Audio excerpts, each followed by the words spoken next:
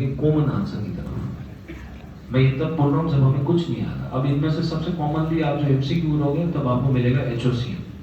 तो जनरली हम common answer tick करते हैं क्योंकि common answers are commonly right, common diagnosis are more common, rare things rarely asked rarely right. दूसरा चीज हम करेंगे, एक तो हमने कॉमन ऑप्शंस को टिक किया, दूसरा हम करेंगे alternate name and alternate options. ये कैसे काम करता है देखो, मैं एक एग्जांपल देता हूँ। इस बार एक क्वेश्चन आया था, what is the mechanism of action of pegloticase rasburicase. Rasburicase pegloticase करके एक दवाई होती है जो यूरिक एसिड कम करने पर काम करती है। इसका मैकेनिज्म होता है कि यूरिक एसिड एंजाइम, मतलब कि यूरिकेज एंजाइम जैसा काम करती है।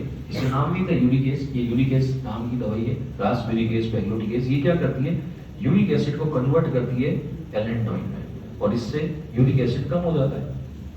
इस यूरिकेज एंजाइम का दूसरा नाम होता है यूरेट ऑक्सीडेज। इसका दूसरा नाम है यूरेट ऑक्सीडेज। उन्होंने पूछा था what is the mechanism of rasburicase pegloticase का मैकेनिज्म क्या है। ऑप्शन थे पेग्लोटिकेज मींस की रास्पबेरिकेज, it leads to hydrolysis of uric acid, it leads to oxidation of uric acid, it leads to decrease in the synthesis of uric acid, और ऐसे ऐसे करके कुछ ऑप्शन थे। अब हमें ये पता है कि यूरिक एसिड का दूसरा नाम क्या है, यूरेट ऑक्सीडेज।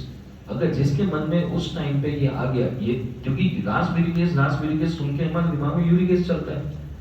अब यूरिक एसिड से तो आंसर नहीं निकल रहा था, लेकिन यूरिक एसिड का जो अल्टरनेट नाम था यूरेट ऑक्सीडेज, इससे पता लग रहा था कि ये इसमें क्या हो रहा होगा, यूरिक एसिड का ऑक्सीडेशन। तो बहुत सी बार आंसर अल्टरनेट नेम में होता है। जैसे एक और एग्जांपल है, क्वेश्चन आता था विच विटामिन कंटेन्स कोबाल्ट। कौन से विटामिन में कोबाल्ट होता है, तो ऑप्शन बोलते हैं ना B1 B3 B6 B12। तो अगर जैसे हम अल्टरनेट नाम सोचते हैं, B1 का नाम था थायमिन, B2 का राइबोफ्लेविन, B6 का पाइरिडॉक्सिन और B12 का साइमोकोबालामाइन। अगर हम अल्टरनेट नाम सोच लेते हैं तो हमें दिख जाता कि भाई कोबाल्ट जो है वो B12 के अंदर होता है। तो बहुत सी बार आंसर अल्टरनेट नाम के अंदर होता है। नहीं समझ में आया, अल्टरनेट नाम सोचो, शायद मिल जाए आंसर। फिर भी नहीं मिला, फिर हमें क्या करना है, मान लीजिए ना तो अल्टरनेट नाम से आंसर आ रहा है, ना कोई कॉमन ऑप्शन आ रहा है, ना कुछ आ रहा है। एक क्वेश्चन आया कुछ इस तरीके का, all of the following are true for HOCM except, ये ऑप्शन है। और ये जो ऑप्शन है हमने कभी सुने ही नहीं, ऐसे ऑप्शन है। हमने HOCM तो पढ़ा है लेकिन कुछ समझ में नहीं आ रहा क्या लिखा है इसमें ऑप्शन। हमें उस पॉइंट पे हम उस क्वेश्चन को साइड में रखेंगे, हम ये सोचने की कोशिश करेंगे कि HOCM के बारे में हमने क्लास में क्या पढ़ा था हमारी वर्क बुक में। और ये तभी रिकॉल हो सकता है जब आप किसी वर्क बुक को 4 बार 5 बार या उससे ज्यादा बार देखोगे, तो शायद आपको याद आ जाए कि हमने सबसे पहले एलेक्स की स्टोरी चालू की थी, एसिमेट्रिक हाइपरट्रॉफी थी, ये था वो था वो था। हमने एक बार पूरी स्टोरी रिकॉल करने की कोशिश की और फिर वापस से अब ये ऑप्शन पढ़े। तो हो सकता है इसमें से एक आधा ऑप्शन अब आपको रेलेवेंट दिखेगा कि ये आंसर नहीं हो सकता है, ये नहीं हो सकता, ये तो ट्रू है। तो अब हमारी प्रोबेबिलिटी तुक्का मारने की बढ़ गई, मोस्ट लाइकली हम सही जगह तुक्का मार रहे होंगे। तो हमें उस टॉपिक से रिलेटेड जितनी थ्योरी कर सकते हैं रिकॉल, वो करने की कोशिश करनी है, and then you read the option. अब लास्ट पॉइंट आता है कि हम बहुत सी बार आंसर चेंज करते हैं। आंसर इसलिए चेंज करते हैं क्योंकि टेस्ट था 50 क्वेश्चन का, 50 मिनट में करना था, हमने 35 मिनट में खत्म कर दिया, टाइम नहीं है।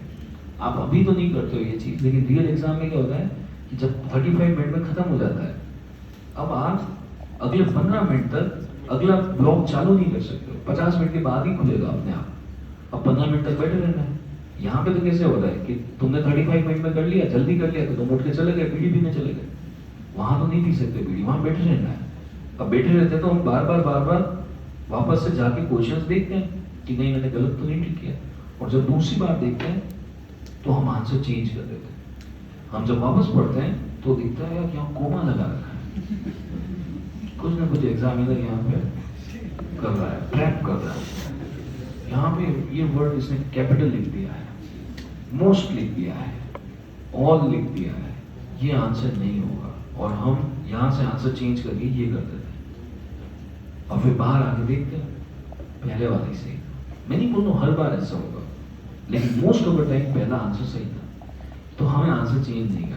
लेकिन एक कंडीशन में आंसर चेंज करेंगे, अगर सेकंड टाइम जब मैं रिव्यू कर रहा हूँ मुझे ये दिख गया कि मैंने कोई ऑब्वियस मिस्टेक की थी कि नॉट लिखा हुआ था, नहीं पढ़ा था, एक्सेप्ट नहीं पढ़ा था, कुछ ऐसा वर्ड था जो बिल्कुल उससे आंसर चेंज हो जाता है, वो मैंने नहीं पढ़ा था इसलिए मैंने टिक कर लिया, चेंज द आंसर। लेकिन अगर आपका मन ये कह दे कि एग्जामिनर ट्रैप बना रहा है, आंसर चेंज नहीं करना है, अंगुली काट देनी है, आंसर चेंज नहीं करना है, मन में बहुत तड़प आती है कि कर देते हैं हम, चेंज कर देते हैं, नहीं करना है। हाँ, लेकिन ऑब्वियस मिस्टेक है, चेंज द आंसर। अगर आपको लग रहा है कि एग्जामिनर ओवर स्मार्ट कर रहा है, डोंट चेंज द आंसर, जो लग रहा है वही रहने दो, जो होगा देखेंगे। कुछ बेसिक बेसिक सी चीजें, और भी बहुत सारी चीजें, बट ये सब तभी कारगर होगी जब आपको अच्छा थ्योरेटिकल नॉलेज जो है ना, आप रॉक सॉलिड करके जाओगे, वर्क बुक्स को बहुत अच्छा करके जाओगे, then all it is going to be applicable, वहां पर सब ये काम आएगा। लेकिन हमें सॉलिड